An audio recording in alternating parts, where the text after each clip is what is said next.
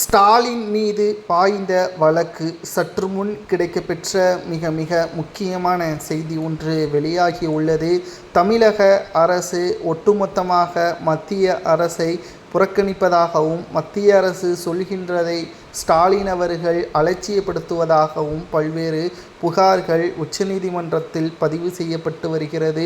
குறிப்பாக ஜனாதிபதி முர்மு அவர்களுக்கு எதிராக தொடரப்பட்ட ஸ்டாலின் அவர்களது வழக்கின் விசாரணை நேற்று நீதிமன்றத்தில் வந்துள்ளது. பல்வேறு கேள்விகள் ஜனாதிபதி முர்மு அவர்கள் உச்சநீதிமன்ற தலைமை நீதிபதியிடமே கேட்டுள்ளதால் இந்த வழக்கிற்கும் தனக்கும் எந்த ஒரு சம்பந்தமும் கிடையாது, தனது பதவியை அவமானப்படுத்துவது இந்தியாவையே அவமானப்படுத்துவதாகவும் ஜனாதிபதி முர்மு அவர்கள் உச்சநீதிமன்றத்திடம் தெரிவித்துள்ளார். இதனால் இந்த வழக்கு முற்றிலும் திசை மாறிவிட்டதாகவும் இந்த வழக்கை பொறுத்தளவிற்கு ஸ்டாலின் மீதே இந்த வழக்கு திரும்பப்பட உள்ளதாகவும், அப்படி இந்த வழக்கு ஸ்டாலின் மீது திரும்பினால் அவரை உடனடியாக விசாரணைக்காக உச்சநீதிமன்றம் அழைக்கலாம் என்ற தகவலும் தற்பொழுது சமூக வலைதளங்களில் வைரலாக பரவி வருகிறது. ஏற்கனவே கரூர் சம்பவ வழக்கின் பின்னணியில் யார் இருக்கிறார் என்பது தெரிய வைப்பதற்காக மத்திய குழு தமிழகத்தில் சிபிஐ விசாரணை மாற்றப்பட்டதன் காரணமாக ஓய்வு பெற்ற உச்சநீதிமன்ற நீதிபதி அஜய் இந்த வழக்கை விசாரணை செய்கிறார்.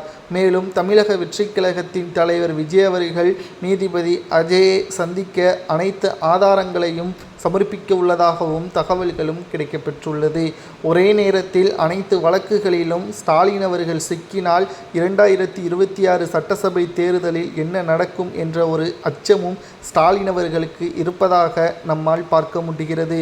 2026 சட்டசபை தேர்தலை பொறுத்தளவிற்கு ஸ்டாலின் அவர்களுக்கு மிகப்பெரிய ஒரு தலைவலியாக அமைவது இரண்டே விஷயம்தான். ஒன்று விஜய், இரண்டாவது அதிமுகவின் மெகா கூட்டணி. மேலும் திமுக தான் மக்களவை தேர்தலில் மெகா கூட்டணி அமைத்து வெற்றியடைந்ததை பிறகு எதற்காக பயப்படுகிறது என்ற சந்தேகம் உங்களுக்கு எழலாம். 2021 சட்டசபை தேர்தலில் வெறும் 3.5%. இது மிகப்பெரிய வெற்றி கிடையாது.